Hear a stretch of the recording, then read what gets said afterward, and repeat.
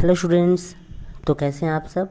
मैं गौरव अस्थाना एक बार फिर हाजिर हूं आप सबके सामने आपके अपने ही चैनल ज्ञान द ग्रेट में। तो स्टूडेंट्स, आज आप लोग सोच रहे होंगे कि मैं आपने फेस कैम वीडियो से आप लोग का वीडियो बनाता था, बट आज मैं आपको इस तरह से वीडियो बना रहा हूं। तो कुछ समय के अभाव के कारण और साथ ही साथ बहुत सारी दिक्कतों के कारण मैं आपके सामने कुछ दिनों तक फेस कैम वीडियोज़ नहीं बना पाऊँगा।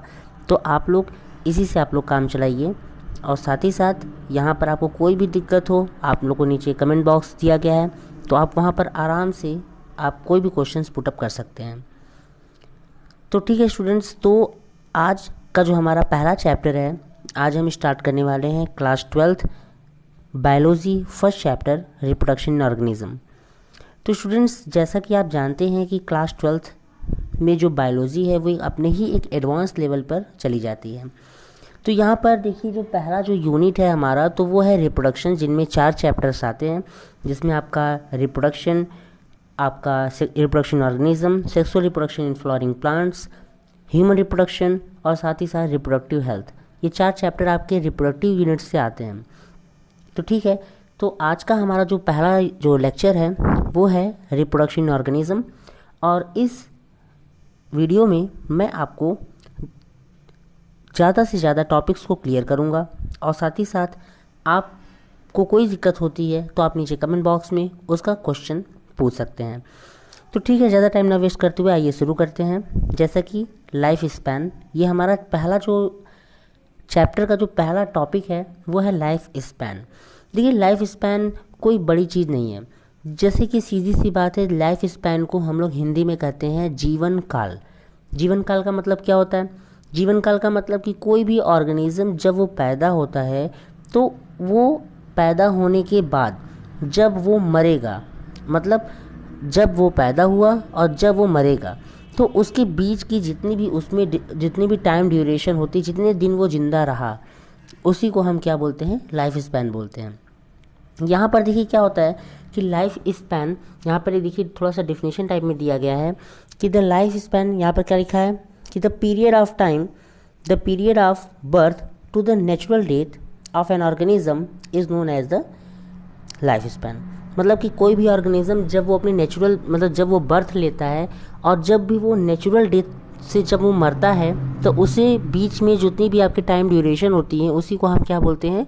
लाइफ स्पैन बोलते हैं। लेकिन यहाँ पर देखिए एक बहुत ही अच्छी चीज़ में बताई गई है, नेचुरल डेथ। एक टॉपिक आपका दिया गया है नेचुरल डेथ। ये नेचुरल डेथ का मतलब क्या होता है? नेचुरल डेथ का अर्थ होता है कि वो जो जीव, जो अभी जो ऑर्गेनिज्म है, जो बना हुआ है, जो अभी जिंदा है, वो अपने ही मौत से मरना चाहिए। मतलब बाय एक्सीडेंटली वो ना मरे।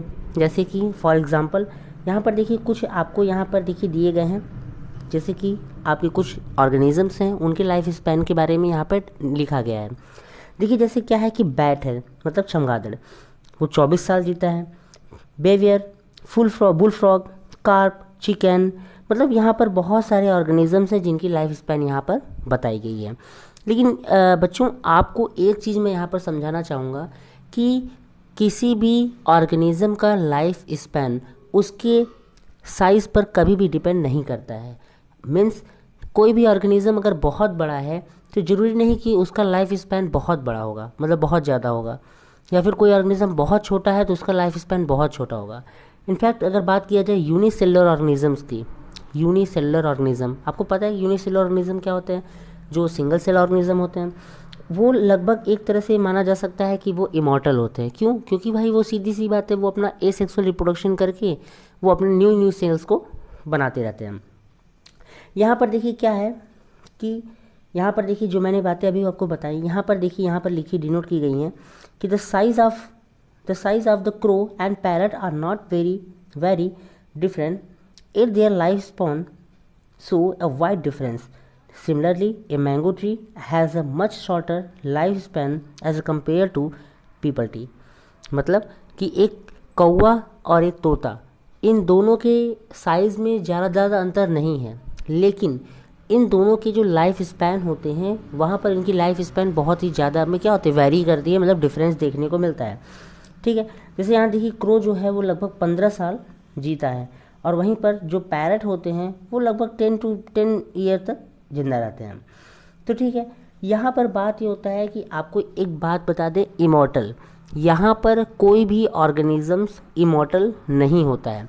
बस हाँ ये होता है कि कोई भी ऑर्गेनिजम्स जो होते हैं वो अपने बॉडी को न्यूली फॉर्म क्रिएट कर लेते हैं। फॉर एग्जांपल आपके जो यूनिसेलुलर ऑर्गेनिजम्स होते हैं, वो जो यूनिसेलुलर ऑर्गेनिजम्स होते हैं वो क्या करते हैं, वो अपने बॉडी को सेपरेट आउट कर लेते हैं। फॉर एग्जांपल बाइनरी फिजन में तो ये जो ऑर्गेनिजम्स होती है क्या काम करते हैं, ये अपनी बॉडी को न्यूली फॉर्म कर लेते हैं। बाकी जितने भी आपकी हायर वर्टिब्रेट्स या फिर हायर क्लास ऑर्गेनिजम्स होते हैं वो आपके इमॉर्टल नहीं होते हैं, वो मॉर्टल होते हैं। तो बात होती है कि आखिर वो तब अपनी एग्जिस्टेंस, जब कोई भी जीव है, कोई भी ऑर्गेनिज्म है, जब वो जिंदा नहीं रह पा रहा है तो वो अपने ऑर्गेनिजम्स को मतलब कि अपने एग्जिस्टेंस को कैसे वो बचा पाएगा। तो यहाँ पर एक सीधा साधा आंसर है जिसका नाम होता है रिप्रोडक्शन।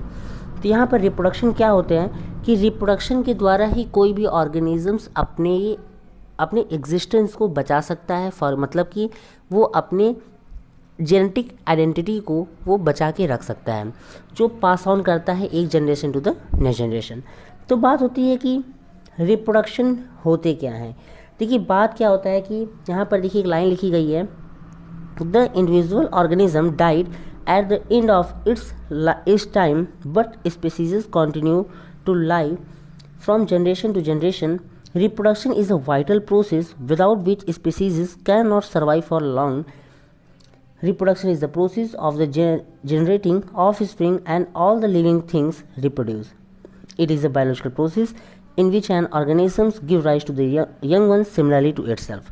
देखिए सीधी सी बात क्या है कि यहाँ पर सबसे पहली चीज़ क्या बताई गई है, यहाँ पर रिप्रोडक्शन की नेसेसिटी के बारे में बताई जा रही है कि जो आपके रिप्रोडक्शन होते हैं वो एक वाइटल लाइफ प्रोसेस होते हैं। क्योंकि इसका कहने का मतलब क्या है कि कोई भी ऑर्गेनिज्म है अगर वो रिप्रोडक्शन नहीं कर रहा है तो उसकी स्पीसीज़ जो है वो बहुत ज़्यादा लंबे समय तक वो सही बच के नहीं रह पाएगी। फॉर एग्जांपल अगर ह्यूमंस के केस में ही देखिए तो ह्यूमंस की जो लाइफ स्पैन होती है वो अप्रॉक्स 60 to 80 ईयर होती है। तो अगर कोई ऑर्गेनिजम्स रिप्रोड्यूस करे ही ना, मतलब कोई बच्चे पैदा हो ही ना, तो सीधी सी बात है कि 60 या 80 साल के बाद सभी ऑर्गेनिज्म मर जाएंगे और उसके बाद कोई भी बच्चा वहाँ बचेगा नहीं, तो ह्यूमन स्पीसीज क्या हो जाएंगी, ख़त्म हो जाएंगी। तो सीधी सी कहने का मतलब क्या है कि आपका कोई भी ऑर्गेनिज्म रिप्रोड्यूस करता है तो इसका मतलब ये होता है कि वो ऑर्गेनिज्म अपने जेनेटिक आइडेंटिटी को, मतलब अपने एग्जिस्टेंस को वो बचाए रख सकता है। तो यहाँ पर बात क्या होती है कि देखिए जो रिप्रोडक्शंस होते हैं वो हमारे लिए क्या होते हैं, मतलब उनके लिए क्या, उनकी फैसिलिटीज़ उनकी क्या क्या होती हैं। तो देखिए यहाँ पर कुछ पॉइंट्स आपको देखिए यहाँ पर दिए गए हैं। ये पॉइंट्स क्या हैं कि देखिए इसमें बताया गया है continue and preserve the species. मतलब कंटिन्यू मतलब उनकी निरंतरता को वो क्या कर सकते हैं, बढ़ा सकते हैं। साथ ही साथ किसी भी स्पीसीज को ये प्रिजर्व भी रख सकते हैं। पास स्पीसीज जेनेटिक आइडेंटिटी, मतलब अपनी जेनेटिक आइडेंटिटी को वो एक जनरेशन से नेक्स्ट जनरेशन से वो क्या कर सकते हैं, ट्रांसफ़र कर सकते हैं। ओके यहाँ पर देखिए क्या लिखा है, keep the evolutionary chain going. मतलब कि कोई भी आपका जो एवोल्यूशन है, मतलब आपको पता है कि सेक्सुअल रिप्रोडक्शन जो होते हैं उनमें क्या होते हैं, वो आपके वेरिएशन देखने को मिलते हैं। तो फॉर एग्जांपल बताएं कि जो आपके कोई भी ऑर्गेनिज्म है, जैसे वो अपने एवोल्यूशनरी प्रोडक्ट को वो क्या कर सकता है, एक जनरेशन से दूसरे जनरेशन तक पास ऑन कर सकता है। तो यहाँ पर देखिए सबसे बढ़िया चीज़ क्या दिया गया है कि there are 2 major type of reproduction in biological world. मतलब कि बायोलॉजिकल वर्ल्ड में अगर देखा जाए तो जो आपके रिप्रोडक्शंस होते हैं वो मेनली कितने टाइप्स के होते हैं, 2 टाइप्स के। जो पहला होता है वो होता है एसेक्सुअल रिप्रोडक्शन एंड दूसरा क्या होता है, सेक्सुअल रिप्रोडक्शन। तो देखिए लाइफ स्पैन की बात किया जाए तो लाइफ स्पैन जो होते हैं यहाँ पर देखिए क्या लिखा गया है, जैसे कि कुछ ऑर्गेनिजम्स ऐसे हैं जो कि इनकी लाइफ स्पैन के बारे में यहाँ पर बताया गया है। जैसे एलिफेंट है, एलिफेंट की जो लाइफ स्पैन होती है वो 70 year, parrot 140 year, dog 22 year. बाकी सारी चीज़ें आपके ऑर्गेनिजम्स हैं उनकी लाइफ स्पैन को आप यहाँ पर देख सकते हैं। इसके बाद देखिएगा यहाँ पर देखिए एक कंपैरेटिवली चीज़ बताई गई है जो कि है एसेक्सुअल रिप्रोडक्शन और सेक्सुअल रिप्रोडक्शन के बीच में। देखिए बात क्या है कि ये जो मैं आपकी वीडियो प्रोवाइड कर रहा हूँ, ये वीडियो मैं आपको GRB पब्लिकेशन RK पिल्लई द्वारा लिखी गई है और ये वीडियो मैं उसी बुक से आपको बता रहा हूँ, उसी बुक से आपको पढ़ा रहा हूँ। अगर आपको एनसीईआरटी बुक की भी अगर वीडियोस चाहिए तो आप बताइएगा, आप नीचे कमेंट बॉक्स में ज़रूर बताइएगा, मैं एनसीईआरटी बुक के लिए उसके अलग वीडियो आपको प्रोवाइड कर दूंगा। यहाँ पर देखिए सीधी सी बात क्या है कि यहाँ पर एसेक्सुअल एंड सेक्सुअल रिप्रोडक्शन के बीच में वर्सेस करके बताया गया है, मतलब उनमें युद्ध चल रहा है। तो इन युद्ध वाली बात को अभी हम थोड़ा साइड में रखते हैं, क्योंकि पहले हम जान लेते हैं कि asexual reproduction and sexual reproduction क्या होते हैं। क्योंकि हम आपको ये मान के बता रहे हैं कि आपको asexual reproduction and sexual reproduction के बारे में कुछ भी नहीं पता। देखिए ये जो चीज़ें हैं ये आपको रिप्रोडक्शन जो टॉपिक होते हैं लगभग आपको क्लास 5th से ही देखने को मिलते हैं, 5th 6th 7 8 में भी देखने को मिलते हैं। तो हालांकि ये आपको जानते हैं कि सेक्सुअल रिप्रोडक्शन क्या होते हैं, बट मैं आपको उस तरह से बता रहा हूँ कि आपको कुछ भी नहीं